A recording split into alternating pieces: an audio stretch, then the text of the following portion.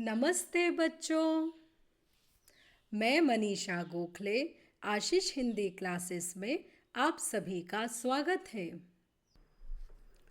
आज हम पढ़ने वाले हैं आपकी पूरक पुस्तक संचयन भाग 2 से पहला पाठ हरिहर काका। यह कहानी बहुत बड़ी है, तो आज हम इस कहानी का पहला भाग पढ़ेंगे और समझेंगे। यह कहानी लिखी है मिथिलेश्वर जी ने। तो चलिए शुरू करते हैं। यहाँ पर मैंने इस पाठ में आए नए शब्द और उनके अर्थ दिए हैं। साथ ही साथ इस भाग में आए मुहावरों के अर्थ भी आपको दिए हैं, जो आपको पाठ को पढ़ने और समझने में मदद करेंगे। हरिहर काका। हरिहर काका के यहाँ से मैं अभी अभी लौटा हूँ। कल भी उनके यहाँ गया था, लेकिन ना तो वह कल ही कुछ कह सके और ना आज ही। दोनों दिन उनके पास मैं देर तक बैठा रहा, लेकिन उन्होंने कोई बातचीत नहीं की। जब उनकी तबीयत के बारे में पूछा, तब उन्होंने सिर उठाकर एक बार मुझे देखा, फिर सिर झुकाया तो दोबारा मेरी ओर नहीं देखा। हालांकि उनकी एक ही नज़र बहुत कुछ कह गई। जिन यंत्रणाओं के बीच वह घिरे थे और जिस मनस्थिति में जी रहे थे, उसमें आंखें ही बहुत कुछ कह देती है, मुंह खोलने की ज़रूरत नहीं पड़ती। तो यहाँ पर जो राइटर है वह कह रहा है कि वह अभी अभी हरिहर काका से मिलकर वापस लौटा है।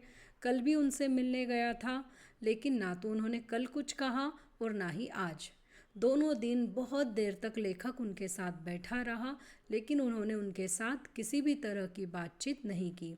जब उनसे उनकी तबीयत कैसी है यह पूछा, तो उन्होंने केवल सिर उठाया और लेखक की तरह ऐसे देखा कि लेखक सब कुछ समझ गया। उसके बाद उन्होंने फिर से अपना सिर नहीं उठाया। लेखक बता रहा है कि वो जिन यंत्रणाओं मतलब परेशानियों, वे जिन परेशानियों से गुज़र रहे हैं, अगर उस परेशानी में लेखक खुद भी होता तो वह भी शायद ऐसा ही कहता, क्योंकि ऐसी स्थिति में आंखें ही सब कुछ कह देती है। मुंह खोलने मतलब कुछ बोलने की ज़रूरत नहीं पड़ती है। हरिहर काका की ज़िंदगी से मैं बहुत गहरे में जुड़ा हूँ। अपने गांव में जिन चंद लोगों को मैं सम्मान देता हूँ, उनमें हरिहर काका भी एक हैं। हरिहर काका के प्रति मेरी आसक्ति के अनेक व्यवहारिक और वैचारिक कारण हैं। उनमें प्रमुख कारण 2 हैं। एक तो यह कि हरिहर काका मेरे पड़ोस में रहते हैं, और दूसरा कारण यह कि मेरी माँ बताती है हरिहर काका बचपन में मुझे बहुत दुलार करते थे, अपने कंधे पर बैठाकर घुमाया करते थे।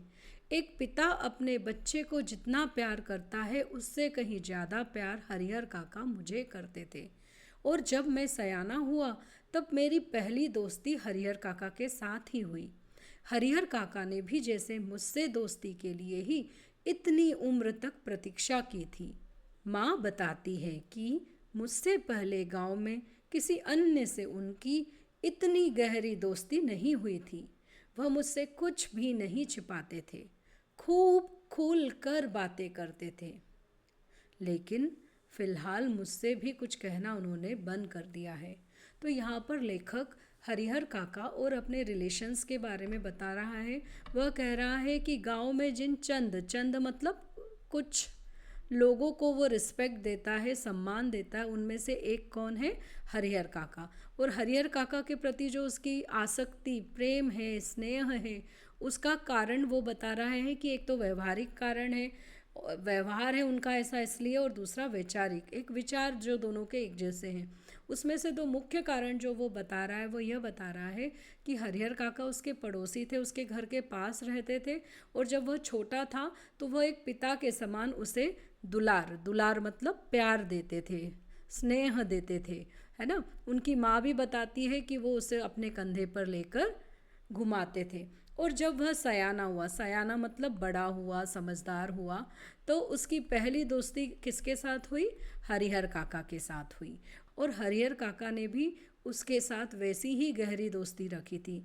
उसकी माँ बताती थी कि हरिहर काका गांव में और किसी से इतना ज़्यादा खुलकर नहीं बोलते हैं जितना उसके साथ बोलते हैं। लेखक ने यह भी बताया कि वह अपनी हर बात हरिहर काका को बताता था और हरिहर काका भी अपनी हर बात लेखक को बताते थे।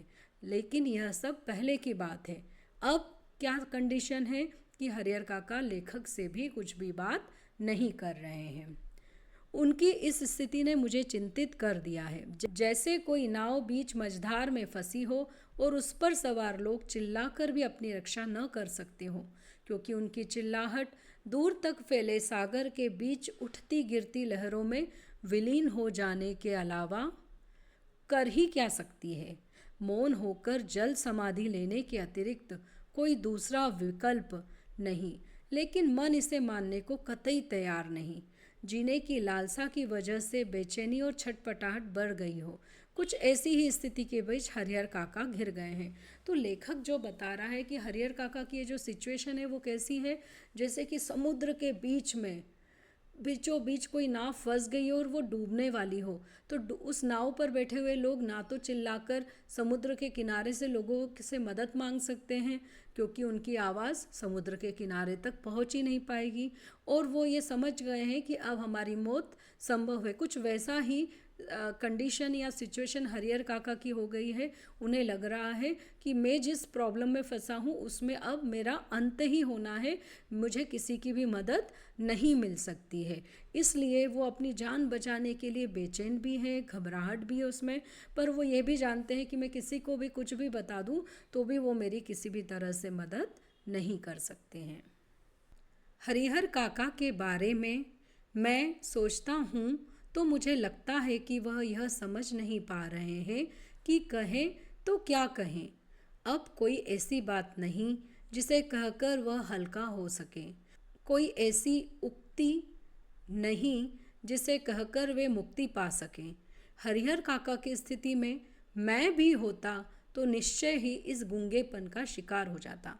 तो यहाँ पर लेखक बता रहे हैं कि लेखक हरिहर काका जो है उन्हें यह समझ में नहीं आ रहा है वो कहे तो क्या कहें, क्योंकि अब उन्हें ये समझ में आ गया है कि ये जो सिचुएशन है उससे निकलने की कोई भी उक्ति या उपाय नहीं बचा है, और ऐसा कुछ भी नहीं हो सकता जिससे कि उन्हें इस परिस्थिति से मुक्ति मिल जाए।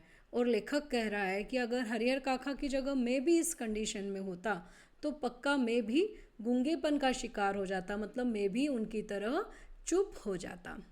हरिहर काका इस स्थिति में कैसे आ फंसे, यह कौन सी स्थिति है, इसके लिए कौन जिम्मेवार है, यह सब बताने से पहले अपने गांव का और ख़ास कर अपने गांव की ठाकुरवारी का संक्षिप्त परिचय मैं आपको दे देना उचित समझता हूँ, क्योंकि उसके बिना तो यह कहानी अधूरी ही रह जाएगी। तो यहाँ पर लेखक बता रहा है कि हरिहर काका इस सिचुएशन में कैसे फंसे, ये प्रॉब्लम कैसे आई और इसके लिए रिस्पॉन्सिबल कौन है। यह सब बताने से पहले उसे अपने गांव में जो ठाकुरवारी है, ठाकुर जी का मंदिर है, उसके बारे में संक्षिप्त में मतलब थोड़े में बताना वह ज़रूरी समझता है, क्योंकि तभी वह इस सिचुएशन को समझ पाएंगे। संक्षिप्त मतलब थोड़े में, उसके बिना आप यह कहानी पूरी तरह से नहीं समझ सकते हैं।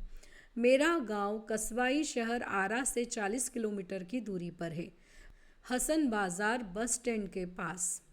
गांव की कुल आबादी 2,500-3 हज़ार होगी। गांव में 3 प्रमुख स्थान हैं। गांव के पश्चिम किनारे का बड़ा सा तालाब, गांव के मध्य स्थित बरगद का पुराना वृक्ष और गांव के पूरब में ठाकुर जी का विशाल मंदिर, जिसे गांव के लोग ठाकुरबाड़ी कहते हैं। तो यहाँ पर राइटर बता रहा है कि उसका जो गांव है वह एक टाउन है, आरा नाम का टाउन, उससे लगभग 40 किलोमीटर की दूरी पर है। हसन बाज़ार बस स्टैंड के पास में ही एक बड़ा सा तालाब है। उसके गांव की जो जनसंख्या या आबादी है वह है 2,500 से 3 हज़ार, और उसके गांव में 3 मुख्य स्थान है, मतलब फेमस प्लेस जिसे हम कह सकते हैं। पश्चिम मतलब वेस्ट में है, बड़ा सा तालाब, एक बड़ा सा पॉन्ड है। मिडिल में उसके बरगद बनियान ट्री है एक पुराना सा, और गांव के पूर्व ईस्ट में ठाकुर जी मतलब विष्णु जी का बड़ा सा मंदिर है, जिसे गांव के लोग ठाकुरबाड़ी कहते हैं। गांव में इस ठाकुरबाड़ी की स्थापना कब हुई, इसकी ठीक जानकारी किसी को नहीं। इस संबंध में गांव में जो कहानी प्रचलित है वह यह कि वर्षों पहले जब यह गांव पूरी तरह बसा भी नहीं था, कहीं से एक संत आकर इस स्थान पर झोपड़ी बना रहने लगे थे। वह सुबह शाम यहाँ ठाकुर जी की पूजा करते थे, लोगों से मांगकर खा लेते थे और पूजा पाठ की भावना जागृत करते थे। बाद में लोगों ने चंदा करके यहाँ ठाकुर जी का एक छोटा सा मंदिर बनवा दिया। तो स्थापना कब हुई तो ये तो पूरी ठीक ठीक जानकारी नहीं है, पर कैसे हुई इसके बारे में गांव में जो कहानी सब लोगों को सुनाई जाती है वो यह है कि यहाँ पर एक संत आए थे और जिस जगह पर मंदिर है वहाँ पर वो एक छोटी सी झोपड़ी बनाकर रहते थे। वहीं पर वो ठाकुर जी की पूजा पाठ करते थे, सुबह शाम भजन कीर्तन करते थे। लोग वहाँ पर ठाकुर जी के दर्शन करने और संत जी की अच्छी अच्छी बातें सुनने के लिए आते थे। फिर धीरे धीरे लोगों में उस संत के प्रति श्रद्धा बढ़ी, ठाकुर जी के मंदिर के प्रति श्रद्धा बढ़ी। फिर उन्होंने चंदा इकट्ठा किया, मतलब डोनेशन दिया, और एक ठाकुर जी का छोटा सा मंदिर बना लिया। फिर जैसे जैसे गांव बसता गया और आबादी बढ़ती गई, मंदिर के कलेवर में भी विस्तार होता गया। लोग ठाकुर जी को मनौती मानते कि पुत्र हो, मुकदमे में विजय हो, लड़की की शादी अच्छे घर में तय हो, लड़के को नौकरी मिल जाए। फिर इसमें जिनको सफलता मिलती वह खुशी में ठाकुर जी पर रुपए, जेवर, अनाज चढ़ाते।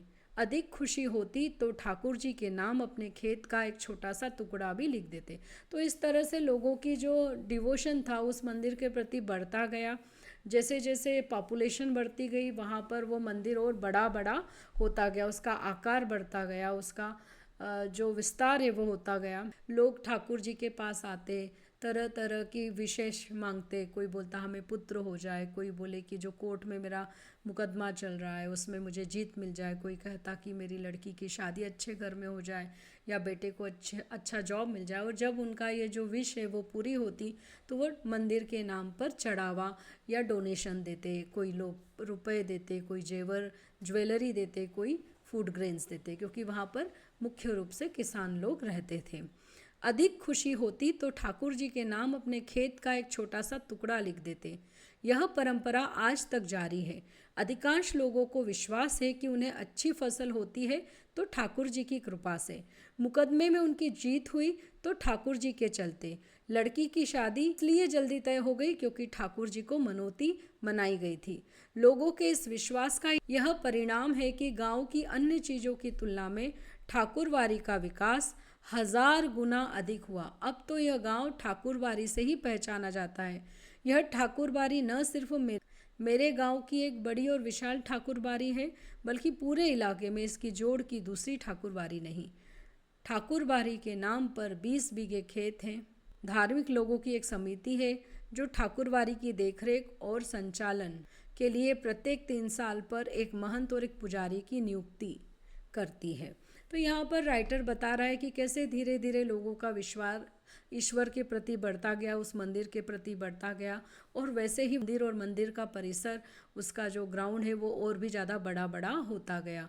कुछ लोग तो इतने खुश हो जाते थे उनकी इच्छा पूर्ण होने पर कि वो अपनी ज़मीन भी ठाकुरबारी के नाम दे देते थे। तो इस तरह इस गांव में स्कूल, अस्पताल इतने विकसित नहीं हुए, इतने डेवलप नहीं हुए जितना कि 1000 गुना 1000 टाइम्स जो डेवलपमेंट है वो इस ठाकुरबारी का हुआ। और अब ये जो गांव है वो किसके नाम से जाना जाने लगा? इस ठाकुरबारी के नाम से उसे रिकॉग्निशन मिला। और उस ये जो ठाकुर जी का मंदिर है, ऐसा बड़ा विशाल मंदिर और उस इलाके में और कहीं पर भी नहीं है उस एरिया में, इसलिए वह गांव ज़्यादा प्रसिद्ध भी हो गया। बाहर के लोग भी मंदिर में दर्शन करने आने लगे और देखते ही देखते ठाकुरबारी के नाम पर, उस मंदिर के नाम पर 20 बीघा ज़मीन हो गई। और फिर उन्होंने एक कमेटी बनाई धार्मिक लोगों ने मिलकर, और उस कमेटी का काम होता था कि उस मंदिर की अच्छी तरह से देखरेख करे और उसका मेंटेनेंस देखे और उसका प्रॉपर संचालन हो, ठीक से चलाया जाए उस मंदिर को। और उन्होंने फिर वहाँ पर एक महंत, जो हेड ऑफ द प्रिस्ट होता है, जो बड़ा पुजारी होता है, वो और अन्य पुजारी की नियुक्ति करना, उन्हें जॉब देना शुरू कर दिया। ठाकुरबारी का काम लोगों के अंदर ठाकुर जी के प्रति भक्ति भावना पैदा करना तथा धर्म से विमुख हो रहे लोगों को रास्ते पर लाना है। ठाकुरबारी में भजन कीर्तन की आवाज़ बराबर गूंजती रहती है। गांव जब भी बाढ़ या सूखे की चपेट में आता है, ठाकुरबाड़ी के अहाते में तंबू लग जाता है। लोग और ठाकुरबाड़ी के साधु संत अखंड हरि कीर्तन शुरू कर देते हैं। इसके अतिरिक्त गांव में किसी भी पर्व त्योहार की शुरुआत ठाकुरबाड़ी से ही होती है। होली में सबसे पहले गुलाल ठाकुर जी को ही चढ़ाया जाता है। दिवाली का पहला दीप ठाकुरबाड़ी में ही जलता है। जन्म, शादी और जनेऊ के अवसर पर अन्न वस्त्र की पहली भेंट ठाकुर जी के नाम की जाती है। ठाकुरबाड़ी के ब्राह्मण साधु व्रत कथाओं के दिन घर घर घूमकर कथा वाचन करते हैं। लोगों के खलियान में जब फसल की दवनी होकर अनाज की ढेरी तैयार हो जाती है, तब ठाकुर जी के नाम पर अगउम निकाल कर ही लोग अनाज अपने घर में ले जाते हैं। तो ठाकुरबाड़ी लोगों के जीवन में किस तरह से महत्वपूर्ण हो गया है, वह यहाँ लेखक बता रहा है कि ठाकुरबाड़ी का काम मतलब वहाँ के जो पुजारी है, वहाँ के जो महंत हैं, उनका काम है कि लोगों के अंदर ईश्वर के प्रति भक्ति भावना पैदा करना। जिनका मन धर्म से दूर हो गया, उनमें फिर से धर्म, रिलीजियन की तरफ उनको मोड़ना। तो ठाकुरबाड़ी में पूरे समय भजन कीर्तन होता रहता है। कभी जब गांव में बाढ़ आती है, मतलब बहुत अधिक बारिश होने से सैलाब आ जाता है या सूखे की कंडीशन हो जाती है, ड्रॉट सिचुएशन हो जाती है, तो ठाकुरबाड़ी के अहाते में मतलब उसका जो कोर्ट यार्ड है उसमें तंबू लग जाता है। लोग वहाँ पर आकर रहते हैं और वहाँ के जो साधु संत हैं वो ईश्वर से प्रार्थना करने के लिए अखंड मतलब बिना रुके कंटिन्यूअसली बिना खंड के भगवान का कीर्तन करते रहते हैं। इसके अलावा अगर गांव में कोई भी त्यौहार होता है, कोई भी फेस्टिवल होता है, तो शुरुआत कहाँ से होती है? मंदिर से होती है। होली में सबसे पहले रंग भगवान को चढ़ाया जाता है और फिर लोग आपस में होली खेलते हैं। या दिवाली में जो पहला दीपक है वह ठाकुरबाड़ी में ही जलता है। जन्म हो, शादी हो या जनेऊ हो, तो ऐसे समय में सबसे पहले भगवान को ही अन्न वस्त्र मतलब भोजन और कपड़े भेंट किए जाते। उसके बाद में ही फिर वो लोग शादी की या जनेऊ की या जन्म की खुशियाँ मनाते हैं। यहाँ तक कि जो ठाकुरबाड़ी के जो ब्राह्मण हैं, साधु हैं, वो गांव में जगह जगह जाकर व्रत कथाएं पढ़ते हैं। और जब लोग अपने खेतों में फसल को काट लेते हैं, दवनी होती है मतलब फसल में से जब अनाज निकाला जाता है, तो जो अनाज का पहला ढेर या पहली बोरी जो होती है वो ठाकुर जी को अगउम नैवेद्य के रूप में, भगवान को प्रसाद के रूप में रखी जाती है और उसके बाद में ही बाकी अनाज लोग अपने घर ले जाते हैं। ठाकुरबाड़ी के साथ अधिकांश लोगों का संबंध बहुत ही घनिष्ठ है, मन और तन दोनों स्तर पर। कृषि कार्य से अपना बचा हुआ समय वे ठाकुरबाड़ी में ही बिताते हैं। ठाकुरबाड़ी में साधु संतों का प्रवचन सुन और ठाकुर जी का दर्शन कर वे अपना यह जीवन सार्थक मानने लगते हैं। उन्हें यह महसूस होता है कि ठाकुरबाड़ी में प्रवेश करते ही वे पवित्र हो जाते हैं, उनके पिछले सारे पाप अपने आप खत्म हो जाते हैं। तो यहाँ पर बताया गया है कि जो लोग हैं उनका ठाकुरबाड़ी से या उस मंदिर से बहुत घनिष्ठ मतलब गहरा संबंध है, बहुत रिलेट करते वो लोग उस मंदिर से। मन से भी वो जुड़े हुए हैं और तन से भी। हर दिन जब खेती का काम करने के बाद में जो बचा हुआ समय रहता है वो ठाकुरबाड़ी में जाकर बिताते हैं। वहाँ के जो साधु संत प्रवचन बोलते हैं, अच्छे विचार बताते हैं, तो उसको सुनकर और मंदिर में भगवान के दर्शन करके उन्हें ऐसा लगता है कि उनका जीवन सार्थक हो गया है, मतलब मीनिंगफुल हो गया है, अर्थ मिल गया है उसके जीवन को। उन्हें यह महसूस होता है कि वहाँ पर जाकर वो पवित्र हो जाते हैं, मतलब उन्होंने कुछ भी गलत काम किया हो तो वह वो सारे पाप, वो गलत काम अपने आप खत्म हो जाते हैं।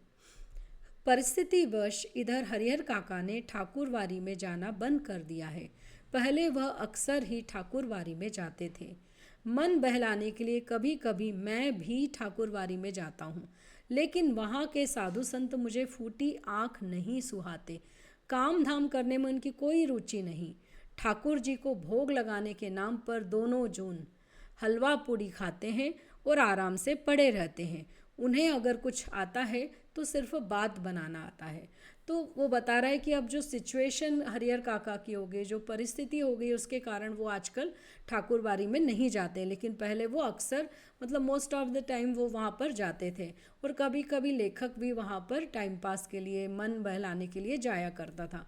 लेकिन उसे उस मंदिर के जो साधु संत हैं वो बिल्कुल अच्छे नहीं लगते थे। फूटी आँखों नहीं सुहाना मतलब बिल्कुल अच्छा ना लगना, क्यों नहीं अच्छे लगते थे कि उससे लगता था कि ये लोग कुछ काम नहीं करते और बस बैठे रहते हैं और भगवान को भोग लगाने के नाम पर सुबह शाम अच्छा अच्छा खाना, 2 जून मतलब दोनों समय अच्छा अच्छा खाना खाते हैं और आराम करते रहते हैं। और बस कुछ आता है तो इन्हें बातें बनाना, मतलब लोगों को ज्ञान बांटना आता है।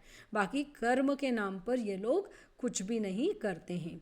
हरिहर काका 4 भाई हैं, सबकी शादी हो चुकी है। हरिहर काका के अलावा सबके बाल बच्चे हैं। बड़े और छोटे भाई के लड़के काफ़ी सयाने हो गए हैं, 2 की शादियां हो गई हैं। उनमें से एक पढ़ लिख कर शहर के किसी दफ्तर में क्लर्की करने लगा है। लेकिन हरिहर काका की अपनी देह से कोई औलाद नहीं। भाइयों में हरिहर काका का नंबर दूसरा है।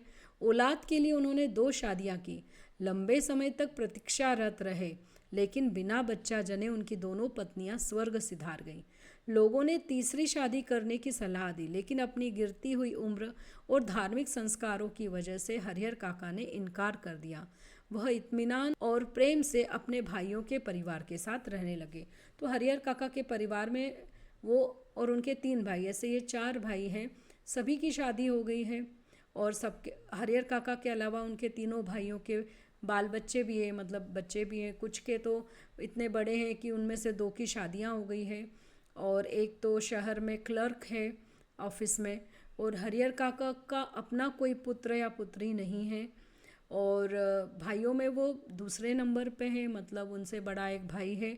लेकिन उन्होंने 2 शादियां की। पहली पत्नी की मृत्यु के बाद में उन्होंने दूसरी शादी की और वो चाहते थे कि उनके घर में भी बच्चे हों, इंतज़ार किया उन्होंने, लेकिन उनकी दोनों ही पत्नियों की बहुत जल्दी मृत्यु हो गई। स्वर्ग सिधार गई मतलब मृत्यु हो गई। लोगों ने उन्हें तीसरी शादी करने की सलाह दी, लेकिन अपनी तबीयत के कारण, अपनी उम्र के कारण और इस दुख में उन्होंने तीसरी शादी करना से मना कर दिया। और वो अब इत्मीनान मतलब आराम से और प्रेम के साथ अपने भाइयों के परिवार के साथ रह रहे हैं। हरिहर काका के परिवार के पास कुल 60 बीघे खेत है। प्रत्येक भाई के हिस्से 15 बीघे पड़ेंगे। कृषि कार्य पे ये लोग निर्भर हैं, शायद इसलिए अब तक संयुक्त परिवार के रूप में ही रहते आ रहे हैं। तो यहाँ पर राइटर बता रहा है या लेखक बता रहा है कि उनकी फैमिली के नाम पर कुल 60 बीघा ज़मीन है। 8 मतलब 60 बीघा, और उसमें से हर एक के नाम पर 15-15 है। चूँकि सब मिलजुल कर खेती का काम करते हैं, इसलिए वे लोग जॉइंट फैमिली में या संयुक्त परिवार में या एक साथ रहते आ रहे हैं। हरिहर काका के तीनों भाइयों ने अपनी पत्नियों को यह सीख दी थी कि हरिहर काका की अच्छी तरह सेवा करें, समय पर उन्हें नाश्ता खाना दे, किसी बात की तकलीफ ना होने दे।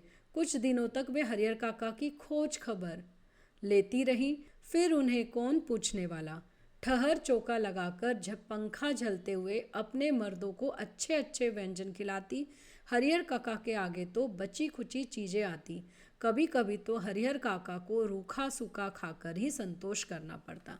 तो यहाँ पर उनके तीनों भाई तो अपनी पत्नियों को यही सलाह देते थे, यही कहते थे कि हमारे भाई की कोई पत्नी नहीं है, बच्चे नहीं हैं, तो तुम तीनों को उनका अच्छे से ख्याल रखना है। शुरू में तो उन्होंने उनका खोज खबर ली, मतलब उनका ध्यान रखा, उनसे पूछताछ की, ध्यान रखा उनसे उनका। पर बाद में फिर धीरे धीरे वो लोग उनका ध्यान नहीं रखती थी। बस अपने पति के लिए किचन को अच्छे से जमा कर, सब कुछ सजावट करके, पंखा झलकर खाना खिलाती थी, अच्छे अच्छे व्यंजन पति को खिलाती थी। और जब हरिहर काका का नंबर आता था या हरिहर काका खाना खाने बैठते थे, तो जो बचा कुछा खाना है, या रूखी रोटी ही दे दी अचार के साथ, या चावल बचे हुए दे दिए मट्ठे के साथ, इस तरह का ही खाना उन्हें मिलता था और उसी में उन्हें संतोष करना पड़ता था। अगर कभी हरिहर काका की तबीयत खराब हो जाती तो वह मुसीबत में पड़ जाते। इतने बड़े परिवार के रहते हुए भी कोई उन्हें पानी देने वाला तक नहीं। सभी अपने कामों में मशगूल। बच्चे या तो पढ़ लिख रहे होते या धमाचौकड़ी मचाते। मर्द खेतों पर गए रहते, औरतें हाल पूछने भी नहीं आती। दालान के कमरे में अकेले पड़े हरिहर काका को स्वयं उठकर अपनी ज़रूरतों की पूर्ति करनी पड़ती। ऐसे वक्त अपनी पत्नियों को याद कर करके हरिहर काका की आंखें भर आती। भाइयों के परिवार के प्रति मोह भंग की शुरुआत इन्हीं क्षणों में हुई थी। और फिर एक दिन तो विस्फोट ही हो गया।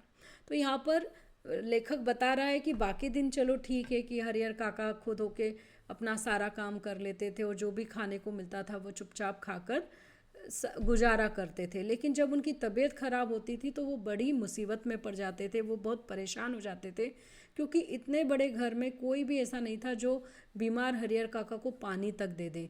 सब अपने अपने कामों में मशगूल, मशगूल मतलब व्यस्त रहते थे, बिजी रहते थे। बच्चे भी या तो पढ़ाई करते रहते थे या खेलते कूदते रहते थे, लेकिन कोई उन्हें पूछने नहीं आता था कि आपकी तबीयत कैसी है।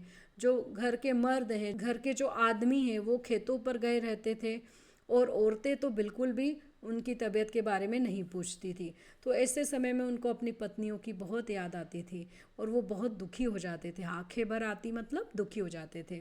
और इस तरह से धीरे धीरे उनका भाइयों के परिवार के प्रति जो प्रेम था वह कम होता गया।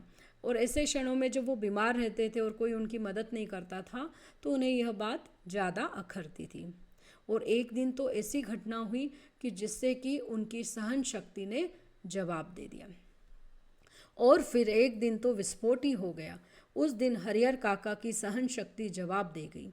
उस दिन शहर में क्लर्की करने वाले भतीजे का एक दोस्त गांव आया था। उसी के आगमन के उपलक्ष्य में 2-3 तरह की सब्जी, बजके, चटनी, रायता आदि बने थे। बीमारी से उठे हरिहर काका का मन स्वादिष्ट भोजन के लिए बेचैन था। मन ही मन उन्होंने अपने भतीजे के दोस्त की सराहना की, जिसके बहाने उन्हें अच्छी चीज़ें खाने को मिलने वाली थी। लेकिन बातें बिल्कुल विपरीत हुई। सबों ने खाना खा लिया, उनको कोई पूछने तक नहीं आया। उनके तीनों भाई खाना खाकर खलिहान में चले गए।